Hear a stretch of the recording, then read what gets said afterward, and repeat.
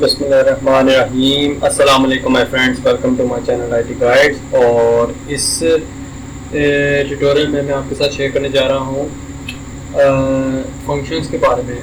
तो friends, functions क्या होते हैं, फंक्शंस का हम इस्तेमाल क्यों करते हैं।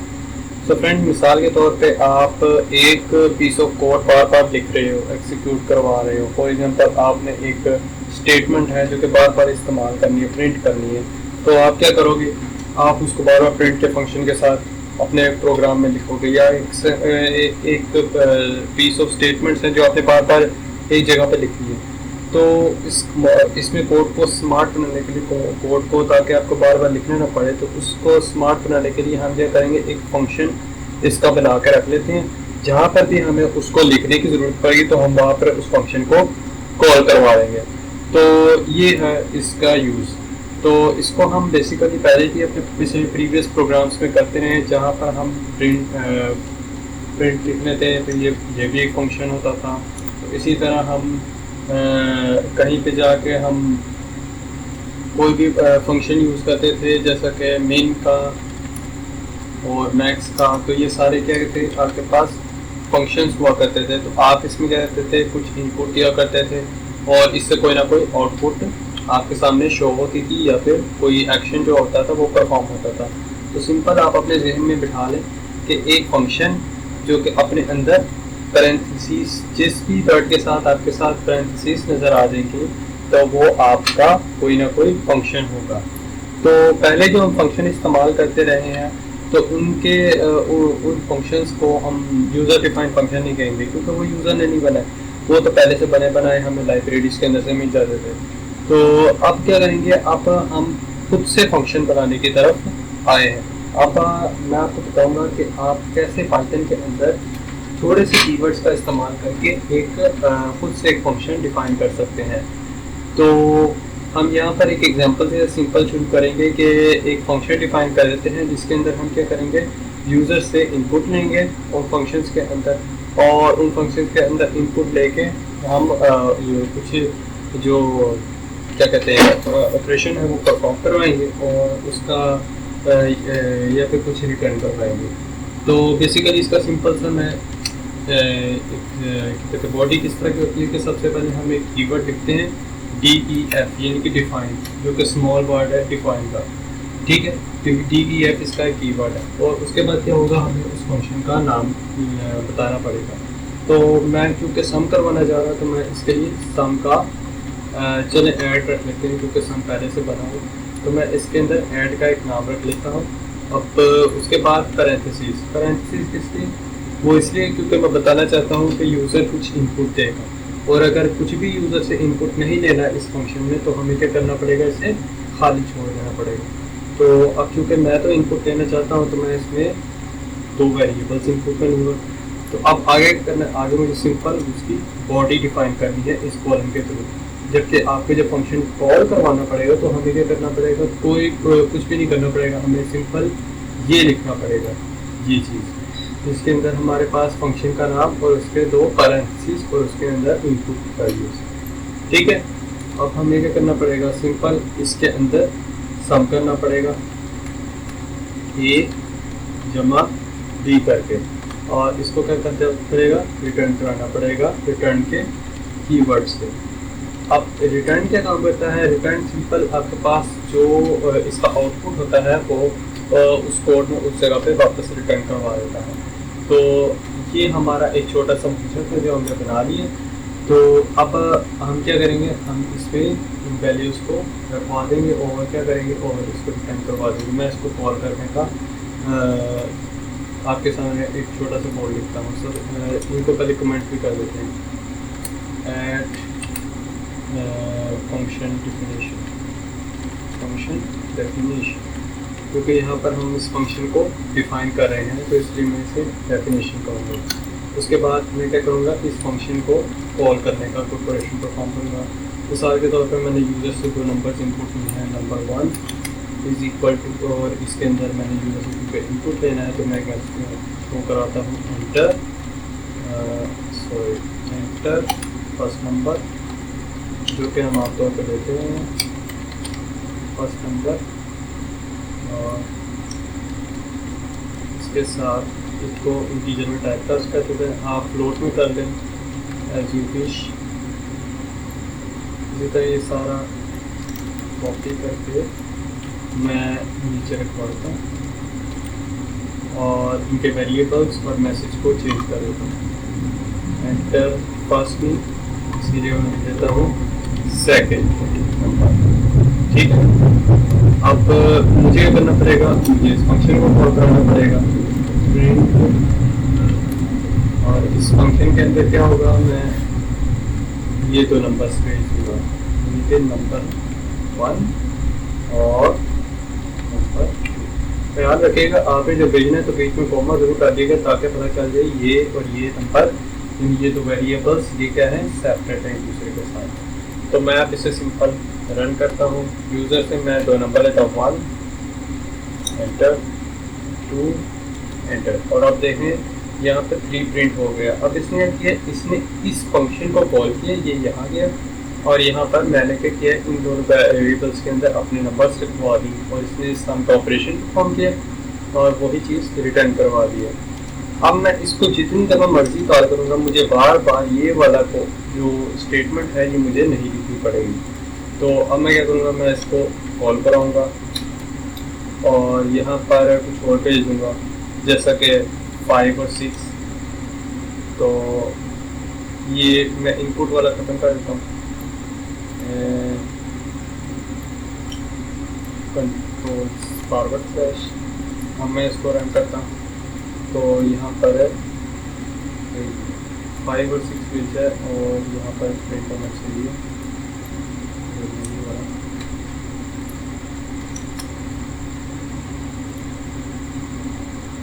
एक्चुअली ये अभी वर्किंग स्टेट में ये दोनों। मैं इनको रीसेट करता हूँ कमेंट को।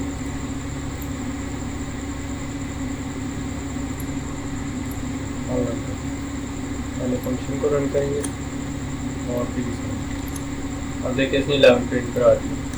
अब मैं इसी तरह इनको चेंज वैल्यूज़ भेजता रहूँगा, यानी कि मुझे बार बार अलग वैल्यूज़ भेजता हूँ 11 फिर 12।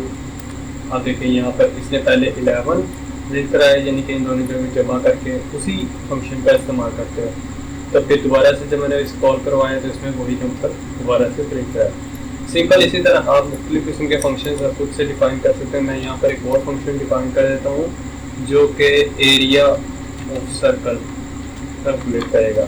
एरिया ऑफ, याद रखिएगा इसके नाम के दरमियान अगर आप स्पेस डालें तो आप अंडरस्कोर का यूज़ कर लीजिए, क्योंकि स्पेस डालें इससे क्या होता है, वो समझता है कि ये नाम उसका वो कोई और है और ये कोई और है, तो उसकी वजह से वो एरर दे देगा। तो आपने इस चीज़ का ख्याल रखना है कि इसका नाम जो है उसके दरमियान कोई भी स्पेस ना हो, ठीक है। Area of the circle, area of the circle calculate करने के लिए हमें क्या करना चाहिए, एरिया ऑफ सर्कल का फॉर्मूला होता है जी पाई आर स्क्वायर। तो इसके अंदर इनपुट में क्या जाएगा, सिर्फ आर जाएगा और पाई चूँकि कॉन्स्टेंट है तो हम उसे खुद ही कैलकुलेट करा देंगे। तो मैं आगे क्या करूँगा, इसका एरिया कैलकुलेट कराने के लिए मैं एक एरिया का वेरिएबल बनाऊँगा और उसके अंदर क्या करूँगा, पाई की वैल्यू होती है 3.14, इसको मल्टीप्लाई कर दूँगा आर के साथ, और चूँकि आर 2 दफ़ा है तो इसको आर मल्टीप्लाई पर आर ऐसे भी लिख सकते हैं, या फिर आर डबल दफ़ा मल्टीप्लाई डाल के इसकी पावर 2, यानी कि आर के पावर 2 वाला ऑपरेशन भी हम मैथमेटिकल ऑपरेटर भी परफॉर्म कर सकते हैं। तो उसके बाद सिंपल से रिटर्न करवाना है एरिया को, और यहाँ पर मैं क्या करता हूँ, इन दोनों को कमेंट कर देते हैं और यहाँ पर हम एरिया ऑफ द सर्कल, नाम क्योंकि लंबा है तो फिर क्या करूँगा, मैं यहाँ पर टैब प्रेस करूँगा और ये मुझे रिकमेंडेशन दे देगा। एक मिनट में इसको रन करते हैं ताकि ये इसके अंदर कच्चा ना जा सके। अब यहाँ पर मैंने टैब प्रेस किया तो इसने इसको मुझे नाम फ़ौरन बता दिया। एरिया ऑफ द सर्कल में मैं इसका रेडियस भेजता हूँ 5 और इट्स प्रिंटेड। तो आप देख सकते हैं यहाँ पर उसने उसकी रेडियस की जो वैल्यू वो कहते हैं उसका एरिया जो था वो सही तरीके से कैलकुलेट करके बता दिया। तो इसी के साथ साथ मैं इसका अगर सर्कमफेरेंस का फार्मूला बनाऊँ जिसके अंदर भी मैं इनपुट में रेडियस भेजता हूँ, और सिंपल मैं इसका जो सर्कमफेरेंस है इसका मैं सिंपल सर का वेरिएबल बना देता हूँ क्योंकि नाम बहुत लंबा। तो अब मैं क्या करता हूँ, इसका फार्मूला होता है जी 2πr। तो मैं क्या करता हूँ 2 मल्टीप्लाई बाय पाई की वैल्यू 3.14, और इसके साथ साथ जो इस आर की वैल्यू है वो मल्टीप्लाई कर देते हैं और इसको रिटर्न करवा देंगे, रिटर्न CIR। ये हो गया। अब मैं क्या करता हूँ, प्रिंट करवाता हूँ सर्कमफेरेंस और इसके अंदर 4 वैल्यू।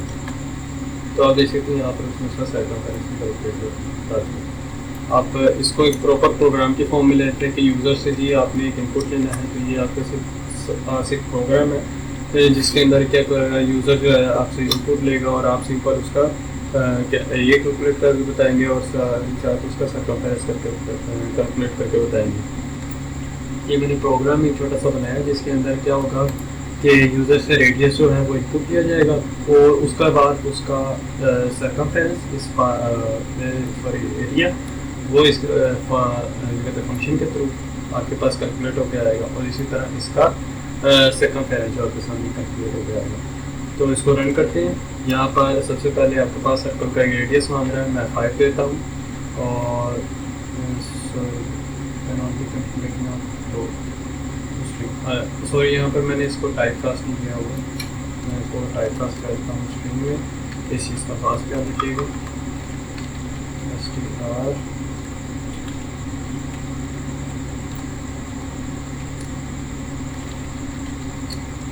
ओके, अब मैं इसे रन करता हूँ।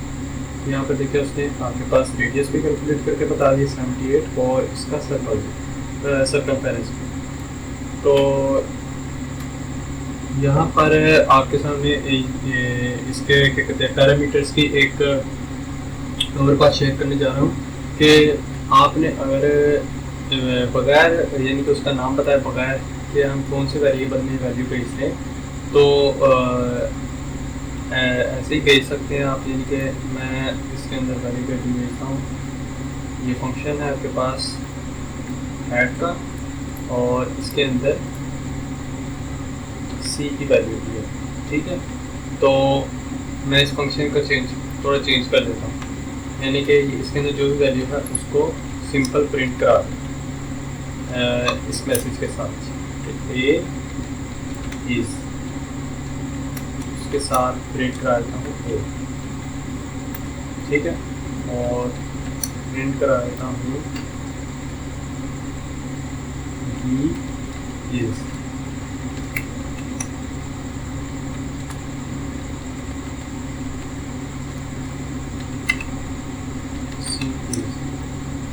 ये मैं इसलिए कर रहा हूँ ताकि आपको पता चल जाए कि जो वेरिएबल असाइनमेंट होती है ना उसकी एक तरतीब होती है। अगर उस तरतीब को हम आगे पीछे करना चाहें तो हम एक तरीके से कर सकते हैं। इनको मैं इस फंक्शन को नाम चेंज करें तो वैल्यूज, ठीक है। अब मैं यहाँ जाके इस फंक्शन को कॉल करने वाला हूँ। यहाँ पर मैं जाता हूँ और इस वैल्यूज़ के फंक्शन में सबसे पहले मैं क्या करता हूँ A इक्वल टू 2। अब मैंने क्या किया है, यहाँ पर मैं कुछ दूसरे तरीके से कर रहा हूँ। मैं क्या कर रहा हूँ, यहाँ पर मैं डायरेक्ट नहीं भेज रहा, यानी कि 2 ही भेज रहा हूँ। अगर मैं यहाँ पर 2 भेजूँ तो वो ऑटोमेटिकली A में जाके असाइन होगा, और यहाँ पर 3 भेजूँगा तो वो ऑटोमेटिकली B में जाके असाइन होगा, और यहाँ पर अगर मैं C भेजता हूँ तो ऑटोमेटिकली वो जो 0 है वो C में जाके असाइन होगा। मैं इसको रन करूँ, यहाँ पर टाइप कर वर्जन है, यहाँ पर हमें क्या करना पड़ेगा, इनको टाइप कास्ट भी करना पड़ेगा।